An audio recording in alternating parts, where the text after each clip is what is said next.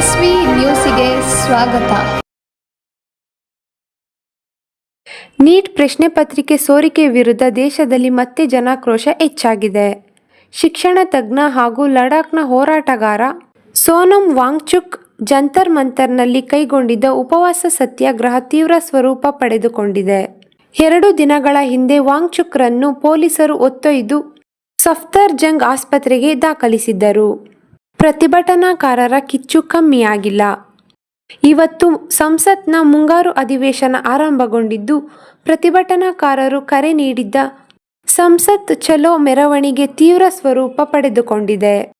ಪೊಲೀಸರು ಮತ್ತು ಕಾಕ್ರೋಚ್ಗಳ ನಡುವಿನ ಘರ್ಷಣೆಯಲ್ಲಿ ದೆಹಲಿ ಪೊಲೀಸರು ಹಾಗೂ ಅರೆ ಸೈನಿಕ ಪಡೆಗಳ ಒಟ್ಟು 118ಕ್ಕೂ ಸಿಬ್ಬಂದಿ ಗಾಯಗೊಂಡಿದ್ದಾರೆ. ಗಾಯಗೊಂಡವರಲ್ಲಿ 5ಕ್ಕೂ ಹೆಚ್ಚು IPS ಅಧಿಕಾರಿಗಳು ಸೇರಿದ್ದಾರೆ ಎಂದು ಅಧಿಕಾರಿಗಳು ತಿಳಿಸಿದ್ದಾರೆ.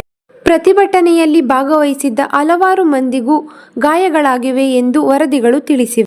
ಪ್ರತಿಭಟನಾಕಾರರು ತಮ್ಮ ಬೇಡಿಕೆಗಳನ್ನು ಸಂಸತ್ತಿನ ಮುಂದೆ ಮಂಡಿಸಲು ಮುಂದಾದಾಗ ಪೊಲೀಸರು ಅವರನ್ನು ತಡೆಯಲು ಯತ್ನಿಸಿದ.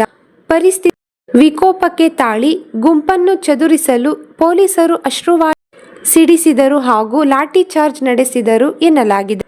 ಹಿಂಸಾಚಾರದ ವೇಳೆ ಹಲವು ಪೊಲೀಸ್ ಬಸ್ಗಳ ಮುಂಭಾಗದ ಗಾಜುಗಳು ಪುಡಿಪುಡಿಯಾಗಿವೆ. ಕೆಲ ಅಂಗಡಿಗಳ ಮೇಲೂ ದಾಳಿ ನಡೆಸಿ ಧ್ವಂಸಗೊಳಿಸಲಾಗಿದೆ ಎನ್ನಲಾಗಿದೆ. ಘಟನೆಗೆ ಸಂಬಂಧಿಸಿದಂತೆ 70ಕ್ಕೂ ಹೆಚ್ಚು ಮಂದಿಯನ್ನು ಪೊಲೀಸರು ವಶಕ್ಕೆ ಪಡೆದಿದ್ದಾರೆ ಎಂದು ವರದಿಗಳು ತಿಳಿಸಿವೆ. ಹಾಗೂ ಘಟನೆಯ ಬಳಿಕ ದೆಹಲಿ ಪೊಲೀಸರು ಬಹು FIRಗಳನ್ನು ದಾಖಲಿಸುವ ಪ್ರಕ್ರಿಯೆ ಆರಂಭಿಸಿದ್ದು, CCTV ದೃಶ್ಯಗಳು ಹಾಗೂ ಮೊಬೈಲ್ ಫೋನ್ ವಿಡಿಯೋಗಳನ್ನು ಪರಿಶೀಲನೆ ನಡೆಸುತ್ತಿದ್ದಾರೆ ಎಂದು ಹೇಳಲಾಗುತ್ತಿದೆ.